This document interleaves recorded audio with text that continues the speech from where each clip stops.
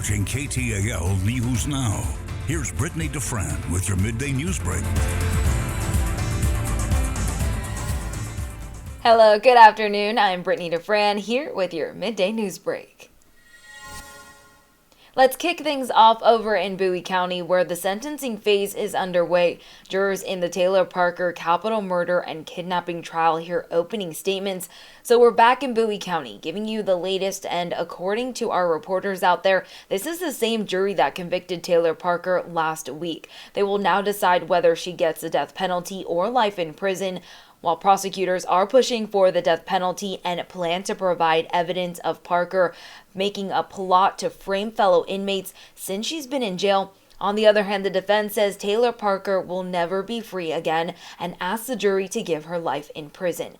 Testimony will resume later today, and we have extended coverage on KTALnews.com.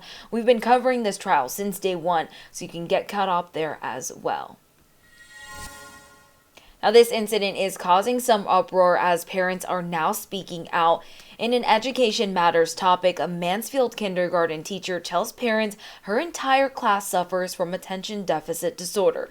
The teacher used a Vanderbilt assessment scale back in February, which indicated all 12 of her students have ADD. One parent says she even took those results to her doctor and her child was then put on medication.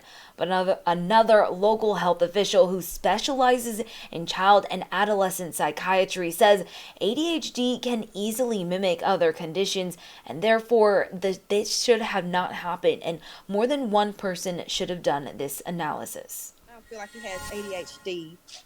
He doesn't have problems with being still and staying focused. He's very smart. I don't feel like he should have had it. The diagnosis of ADHD is a complex one. It involves reviewing records, interviews with parents and with the child. It involves looking at information from pediatricians and from schools, other caregivers.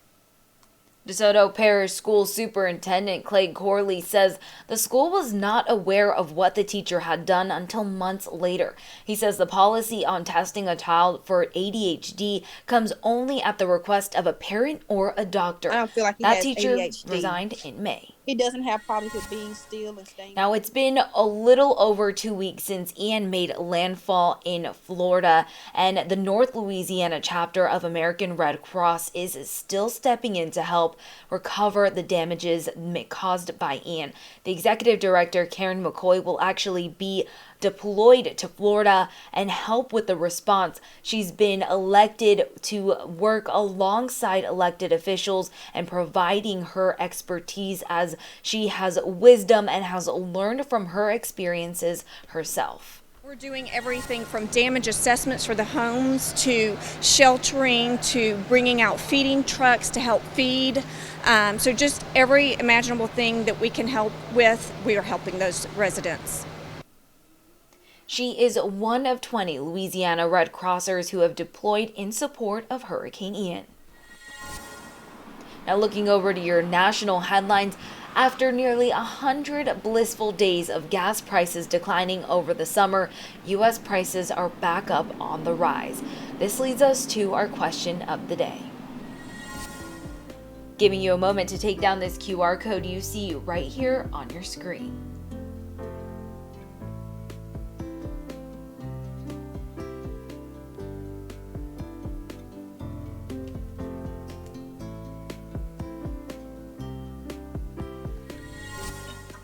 Today's question of the day is, do you think Washington lawmakers should sue OPEC Plus for reducing oil production? Go ahead and put your answer in here, yes or no. And this question just comes as OPEC Plus has recently made an announcement to cut oil production, sending crude prices higher, and is pushing prices back up at the pump.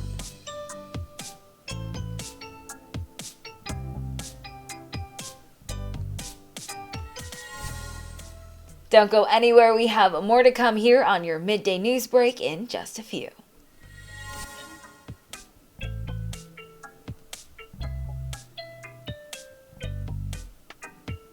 You're watching KTAL News Now.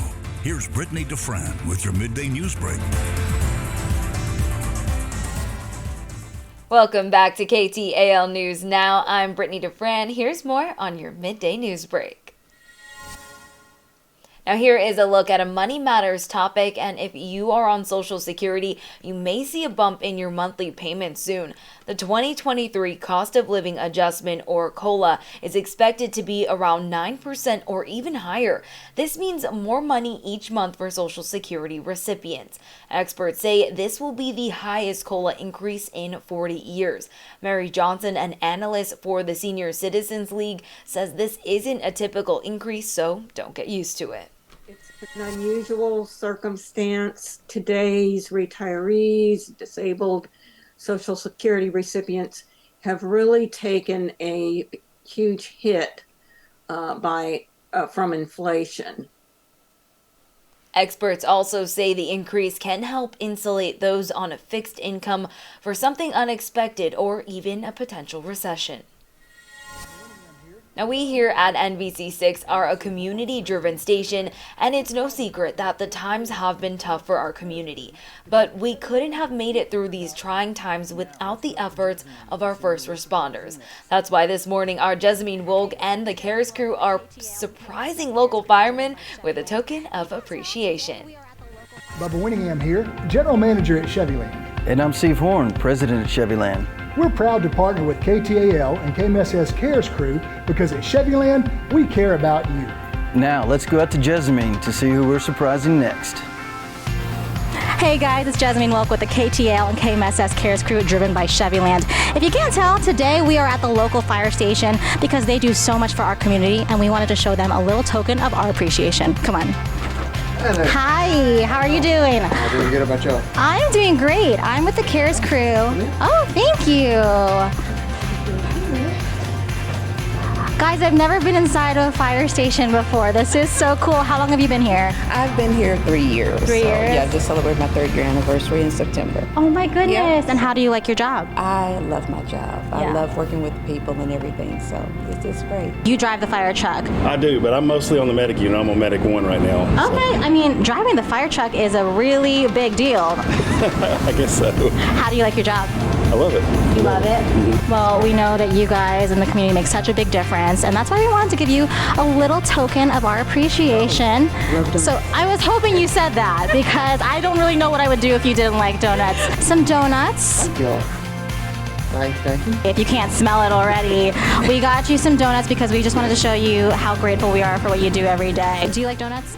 Jessamine is so sweet out there, spreading some appreciation to those local first responders. Now looking over to your national headlines, after nearly 100 blissful days of gas prices declining over the summer, U.S. prices are back on the rise. This leads us to our question of the day. Giving you a moment to take down this QR code you see right here. Today's question of the day is, do you think Washington lawmakers should sue OPEC Plus for reducing oil production? Go ahead and put your answer in. This question comes as OPEC Plus' recent announcement to cut oil production, sending crude prices higher, is pushing prices back up at the pump.